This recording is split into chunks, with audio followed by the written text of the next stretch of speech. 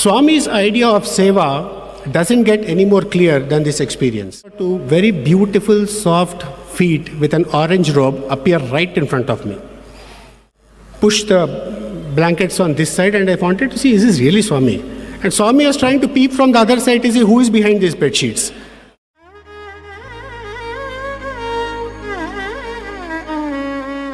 Vice Chancellor's Conference in 1986, the Sathya Sai Institute of Higher Learning organized this conference. Over 80 Vice Chancellors and the representatives from all over the country came to Puttaparthi to participate in this conference. It so happened that during that conference, Swami selected 9 of us students and 5 faculty members to take care of all the arrangements. 2 of us were in charge of the guest house which is there on top of the hill. So the keynote speakers, there were about 8 of them, they were put up in this guest house. Everyone else was in the rooms inside the ashram below the hill. So 3 of us, 1 faculty member, Professor Jagan Mohan Rao. So he was in charge of 2 of us. And there were no mobile phones, there were no ordinary phones also. I'm talking about 1986. So the only way to convey a message was use your good old feet. Run and keep conveying the messages from one point to the other. So it was at around 10:30 in the morning. Bhajans used to get over by 9:30 in the morning. Swami would go inside and then he would come out. Sometimes he would go out. And this time also he came out, and at around 10 o'clock, we saw one Sevadal huffing and puffing and coming up the hill, and he came and he said, "Sir, all those students and faculty who are involved with this Vice Chancellor's conference, Swami has called them to Purnachandra Auditorium. He is giving an interview there." And obviously both of us boys, we were in our 3rd year undergraduation at that time. We threw all the things. They said we are about to run. And then Professor Jagan Mohan Rao called us back and he said, "Where are you going?" He said, "Sir, Swami is giving an interview. We would like to go there." Then he said, "Just wait and give me a moment. Now this is a place where the keynote speakers are going to come. Swami has chosen the 3 of us with that onerous responsibility.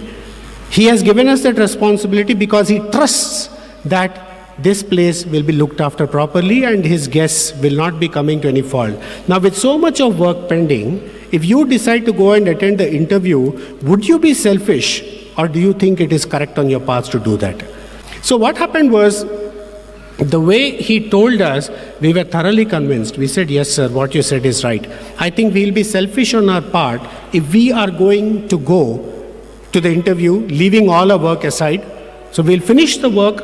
If Swami is still giving the interview, then we will go at that point of time." So obviously by the time we finished, it was 11:15. Swami had finished the interview and he had gone back to his chambers.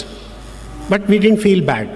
For some strange reason, we were very happy, that we had given priority to the task that Swami had set for us, rather than our selfish interest of attending the interview. In the evening, bhajan was from 6 to 6:30 in those days. And at 6:30, whatever happens, Swami would arrive, take Aarti, and retire. It was like a cesium atomic clock, 6:30 means 6:30, that's it. Swami will come, take Aarti, and he'll go. You can set your clock to it.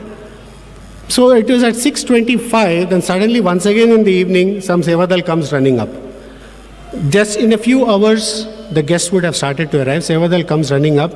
He said, "Sir, there is some movement in the ashram." We said, "Okay, let it be. There is Aarti time, right? So Swami would be talking to somebody." So then I was on this side of the guest house and the other members were on the other side of the guest house. The main entrance to the guest house is in between these 2 branches. So I was carrying some bed sheets and pillows from this side and going to the other side, fully covered. And I was just looking below the pile in my hand to navigate my way and go to the other side, because nobody is going to come at that time. As I was rushing past the main entrance, I saw 2 very beautiful, soft feet with an orange robe appear right in front of me. I almost collided with Swami.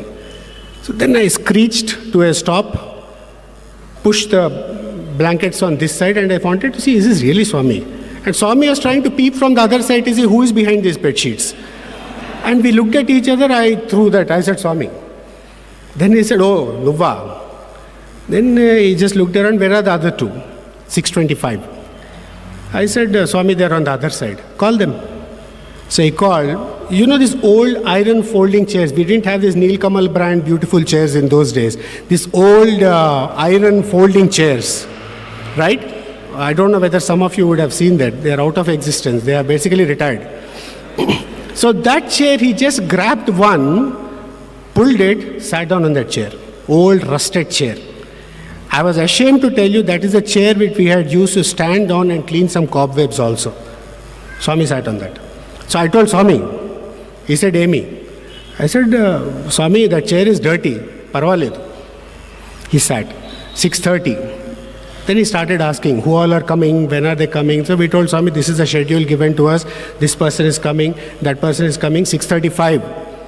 Then 6:40, Swami is still talking to us. It was perhaps one of the rare occasions in Puttaparthi, Prashanti where the Aarti was not given at 6:30. Then at 6:40, finally he said, Aarti time is over, I'll go now. And he went. Just as he was about to go, we were taking a namaskar. Now this is something interesting that happens now. He gave Pad Namaskar to all three of us. And then he got up and he went near the door and he said, Intaki nenu enduku vachano telsa meeku? Do you understand why I came at all in the first place? We just looked at each other. No, nobody asked such questions. If he comes, it is fine. Why ask, why have you come? Then he came. Then we just looked at each other and we just folded our hands and Swami said, in the morning, when I gave the interview, I watched that all three of you were absent. So when I asked your colleagues, they told us that they're working upstairs, Swami. Lots of work is there, so they're busy working there. So morning you were busy with the work which I had given you and you couldn't come. So evening I came for you. In Telugu there is a song, Nanu palimpaga nadachi vachitiva, moralalimpaga nadachi vachitiva. That means, to grace me you have walked all the way.